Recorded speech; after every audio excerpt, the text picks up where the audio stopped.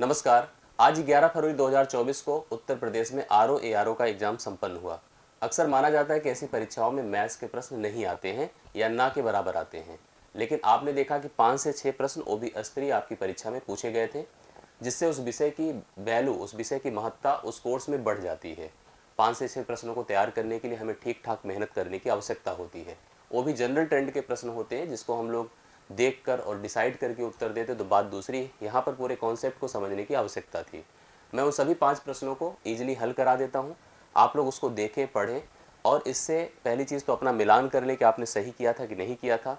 दूसरा कि अन्य भी परीक्षा में शामिल लोग इस तरह के ट्रेंड को समझ लें, क्योंकि वर्तमान का जो ट्रेंड किसी भी परीक्षा का उस प्रदेश का होता है वह लगभग हर परीक्षाओं में मीट करता है, मैच करता है। तो ऐसे अगर आप कोई भी परीक्षा दे रहे हैं तो आपको उन टॉपिक या उन चैप्टर्स के जो प्रश्न आज यहाँ पर आपको दिखे हैं उनको समझ लेने की आवश्यकता है। मैं एक एक करके प्रश्नों को ब्रीफ कर देता हूँ, उसकी एनालिसिस करा देता हूँ, समझा देता हूँ। आने वाली परीक्षाओं के लिए आपके लिए फायदेमंद होगा, लाभकर होगा। आइए प्रश्नों की शुरुआत करते हैं।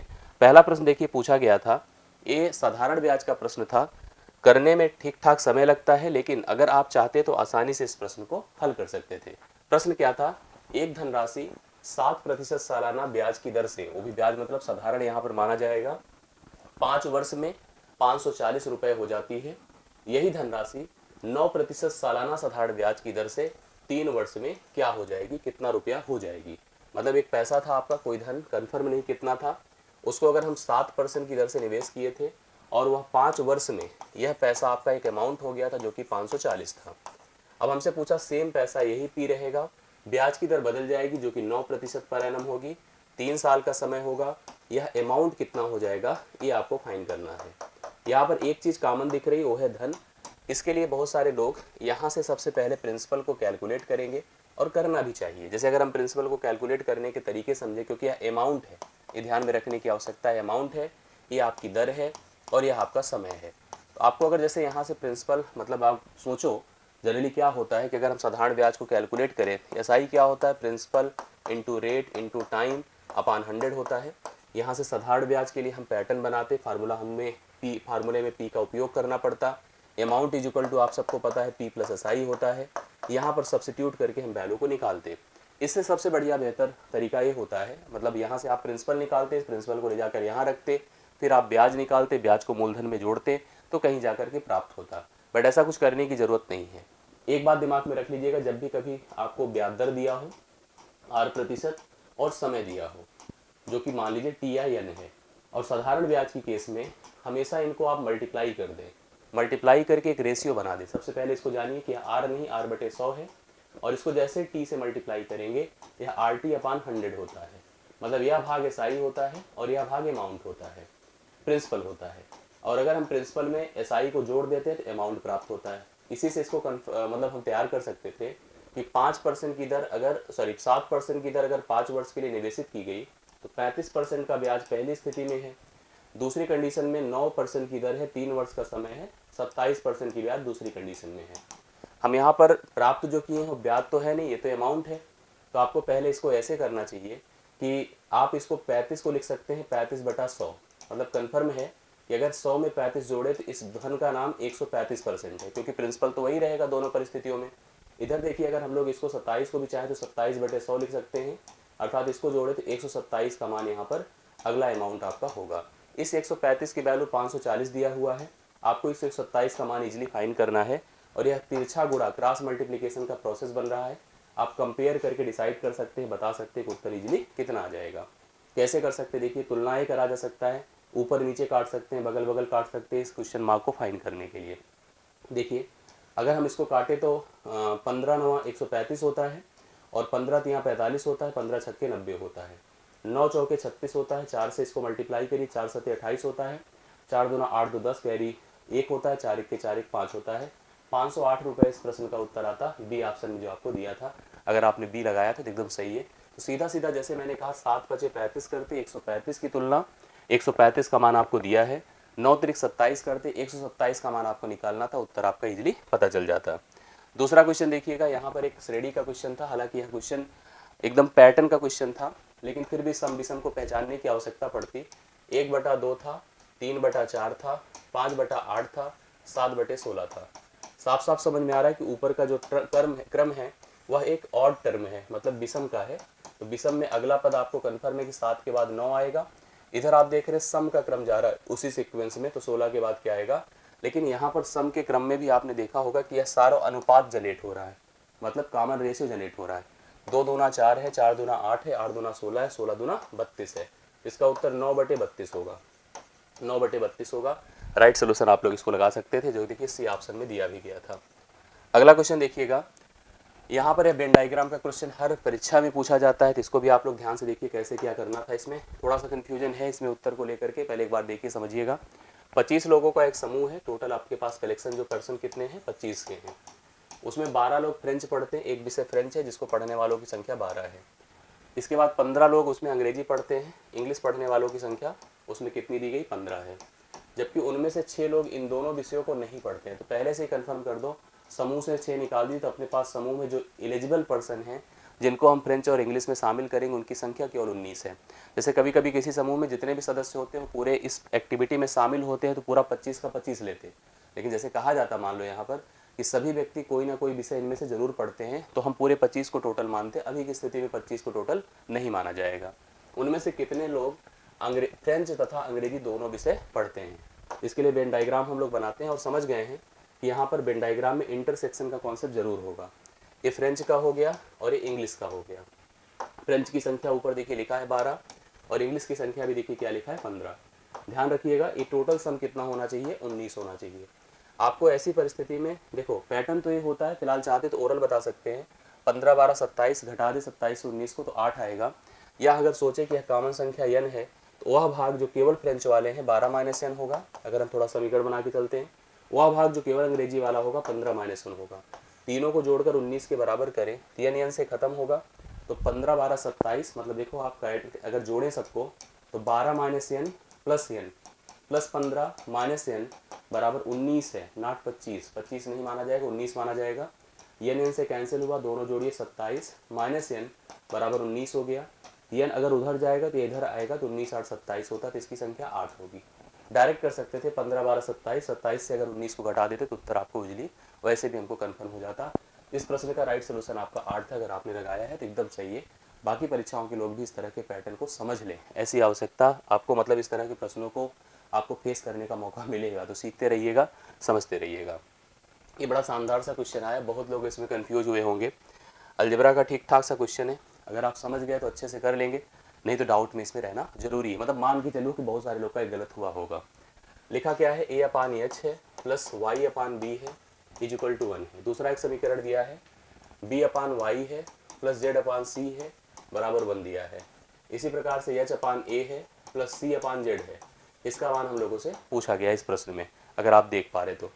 चलिए सोल्यूशन समझिएगा सब लोग प्रॉपर। हम इसको क्या लिख दें, a/h equal to 1 minus y/b कर दें। हमको दरअसल इसकी वैल्यू h/a चाहिए प्लस c/z चाहिए, तभी हम इन दोनों से a/h देखो है यहाँ पर अपने पास, और यहाँ पर c/z तो नहीं है, z/c है। मतलब हम यहाँ से इसको फाइंड कर ले, इसको अलग कर ले और इस यहाँ से इसको अलग कर ले। यही ध्यान देने की जरूरत है क्योंकि h/a और c/z की आवश्यकता हम लोग को है। a/h equal to 1 minus y/b हो गया। इसको आप b माइनस वाई अपान कितना लिख सकते हैं, b लिख सकते हैं। a/h का मान हो गया, करेक्ट, a/h का मान हो गया। लेकिन ध्यान दो ये h/a है, a/h नहीं है, h/a है। तो आप भी यहाँ से इसको h/a कर दो, उल्टा कर दो तो b/b माइनस वाई हो जाएगा, कोई दिक्कत थोड़ी। रिवर्स कर दिया, रेसिप्रोकल कर दिया। सेम इधर चलते हैं हम लोग, यहाँ पर z/c यहाँ पर है, c/z यहाँ से कैलकुलेट हो जाएगा। मतलब हम पहले z/c लिख दें तो हो जाएगा 1 माइनस b/y। तो आप z/c लिख दो, कितना हो जाएगा y माइनस b/y। लेकिन उल्टा करना है, देख रहे हैं आप लोग c/z की आवश्यकता है, तो c/z यहाँ से लिखिए कितना होगा y/y माइनस b। अब देखिए कुछ सिमिलरिटी नजर आ रही होगी आप लोग को, बढ़िया हो गया। मतलब ये समीकरण 1 हो गया, ये समीकरण 2 हो गया। दोनों को जोड़ देने से चीज़ें प्राप्त हो जाएंगी जो आपको आवश्यकता है जिसकी। जोड़ के दिखाएं, आप जोड़िए, इसका लेफ्ट हैंड जोड़ेगा इसके लेफ्ट हैंड से, इसका राइट हैंड जोड़ेगा इसके राइट हैंड से। वहाँ पर h/a देखो इसको नीचे लिखा है प्लस यहाँ पर c/z, करेक्ट। इसकी वैल्यू कितनी है b/b minus Y, b/b minus Y.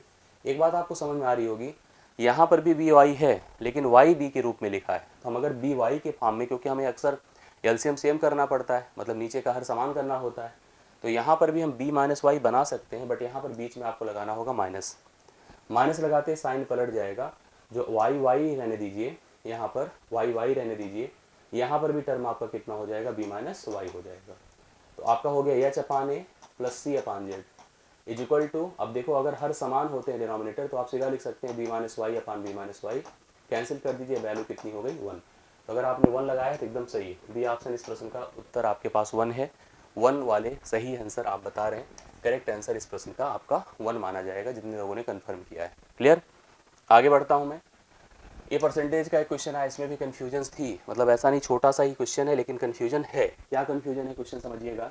लिखा है y का x प्रतिशत, y का x प्रतिशत किसके y% के बराबर है। जैसे अगर मैं आपको कह दूं 20 का 10%, 20 का 10% या 10 का 20%, बात एक ही है।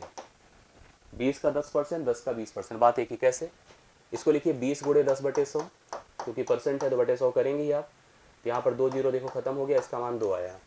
ऐसे लिखो 10 गुणे 20/100, फिर देखिए आपके पास वहीं पर वैल्यू कितनी आई, 2 आई। हमेशा ये समझ लीजिए, अगर a का b% है, a का b% जो होगा वह b के a% के हमेशा बराबर होगा, दोनों इक्वल होंगे हमेशा, क्योंकि सेम वैल्यू मल्टीप्लिकेशन है, सेम का डिवीजन है, तो always that will be equal to each other. लिखा अगर y का x%, तो x y% किसके बराबर हो गया पता है, y% का x हमेशा y% किसका होगा, x का होगा, कन्फर्म है, x का होगा, पहला ऑप्शन करके देख सकते हैं। इसे आप xy/100 लिखें, और इसको भी चाहेंगे तो आप yx लिखें या xy लिखें, बात एक ही है, दोनों सेम होंगे। तभी जब y का क्या होगा, y% किसका होगा, x का होगा, x का मतलब पहले ऑप्शन का होगा, तो पहला ऑप्शन इसका राइट सोल्यूशन माना जाएगा। आप एग्जैक्टली इसका उत्तर नोट कर सकते हैं। इस प्रश्न का हल भी कन्फर्म हो गया। एक क्वेश्चन और भी था जो आप लोग देखिए यहाँ पर, एक क्वेश्चन आपका श्रेणी सीरीज का है। 14 से बड़े तथा 50 से छोटे विषम संख्याओं के योग का 1/4 वर्ग है। विषम संख्याओं के योग का 1/4 किसका वर्ग है, आप समझिए। पहले तो 14 से बड़े की बात करें और 50 से छोटे की बात करें। विषम संख्याओं की बात करें तो 15, 17 और बढ़ते बढ़ते कहाँ पर 49, ये संख्याएं विषम हैं। ठीक है, 15 से लेकर 49 तक की संख्याएं क्या है, विषम है। अब आपको पता है कि 2-2 का अंतर है, 2-2 का अंतर, यह श्रेणी है AP, AP है, ये पहली संख्या क्या है, A है, और इनके बीच का डिफरेंस कितना है, 2 का है। अगर श्रेणी AP है और पहला पद और अंतिम पद पता हो तो सम का रूल होता है SN = n/2 A + L, A मतलब पहला पद, L मतलब लास्ट टर्म, ये रूल होता है, करेक्ट। लेकिन इन सब के लिए ज़रूरत किसकी है, पदों की संख्या की, कितने पद टोटल हैं ये भी डिफाइन करना बहुत ज़रूरी होता है।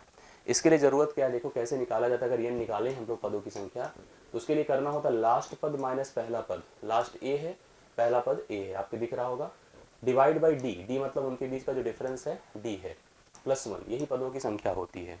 तो आप पहला अंतिम पद देखो 49 है, पहला पद देखो 15 है, डिवाइड बाई D, D मतलब डिफरेंस 2 का है, +1 कर दीजिए। 9 से 5 4 होता है, 4 से 1 3, 34/2 करेंगे 17 होगा, 17 में 1 जोड़ने पर n का मान 18 हो जाएगा। पदों की संख्या कितनी हो गई, 18। सूत्र लगा दीजिए इसका। फार्मूला एक और भी होता है, वो ये होता है कि SN = n/2 2A + n-1 × D होता है, बट इसकी आवश्यकता नहीं है, लॉन्ग होगा, ये आसान हो जाएगा इस समय अप्लाई करना। पदों की संख्या उसमें भी निकालना था, उसमें भी निकालना था, जब निकाल ही दिया तो इसको लगाइए 18/2, ए मतलब पहली संख्या 15, अंतिम संख्या 49, करेक्ट है, 2 9 18 हुआ। अभी आपके पास इनको जोड़ना पड़ेगा, जोड़िए तो 9 5 14 होता है, 4 1 5 1 6 होता है, 64 × 9 योग होगा, सम होगा। बट इस प्रश्न में साफ साफ लिखा है, देखिए पढ़िए समझिएगा आप लोग। योग का योग के लिए नहीं पूछा योग किसका वर्ग है, लिखा है योग का 1/4 वर्ग है, योग का 1/4 वर्ग है। योग का पहले 1/4 करिए, कितना आएगा, 4 से डिवाइड करें 16 आएगा, 16 9 144 आया। योग का 1/4 144 हुआ। 144 किसका वर्ग है पता है, 12 का। किसका, 12 का।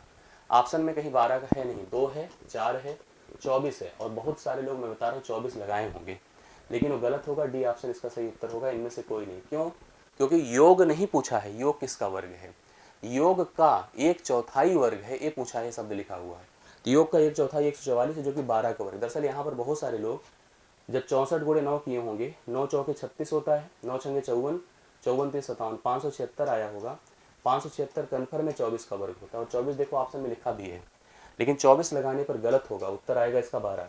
12 करेक्ट सोल्यूशन होगा, क्योंकि 12 का वर्ग 144 होता है। दरअसल हमसे योग के 1/4 की बात किया था। तो इस तरह से आपके सभी वो प्रश्न जो मैथ्स के थे पूछे गए थे, चाहे वो एपी के प्रश्न हो, चाहे वो साधारण ब्याज के प्रश्न हो, चाहे परसेंटेज का क्वेश्चन था, चाहे आप पैटर्न का क्वेश्चन देख ही रहे, अनुक्रम का क्वेश्चन देखा आप लोगों ने, तो क्वेश्चन ठीक ठाक, और वो जो अलजेब्रा का क्वेश्चन, इस तरह के सभी प्रश्नों को आपने नोटिस किया जो ठीक ठाक आपसे पूछे गए हैं। तो आगे संभावना इसकी बहुत है कि आगे की जो परीक्षाएं यूपी ट्रिपल की होगी उसमें मैथ्स के भी प्रश्न स्तरीय पूछे जाएंगे। आप ध्यान से जब भी पढ़िएगा तो मैथ्स को भी अपने पार्ट में, अपनी पढ़ाई लिखाई के हिस्से में लेकर चलिएगा, जिससे कि इसके कनेक्टेड चीज़ों को हम लोग इन्वॉल्व कर सकें। बाकी मैंने जैसे आपको हमेशा से कहा है, मैथ्स की तैयारियों के लिए आप भी जब भी, या मैथ्स को लेकर के जो भी कोई इन्वॉल्वमेंट होती है, कनेक्टिविटी होती है, इसके लिए मैथ्स का टेलीग्राम ग्रुप आप ज्वाइन किए रहिए। जब भी कुछ भी ऐसा होगा हम अपडेट आपको करते रहेंगे। बाकी आपके कितने सही थे, कितने गलत थे, कमेंट बॉक्स में ज़रूर बताइएगा, जिससे हम उससे कुछ आकलन कर सकें और चीज़ों को मिला सकें। आज के लिए इतना ही। बहुत बहुत धन्यवाद। मुलाकात अन्य क्लासेस, अन्य वीडियोस में होती है। Thank you so much.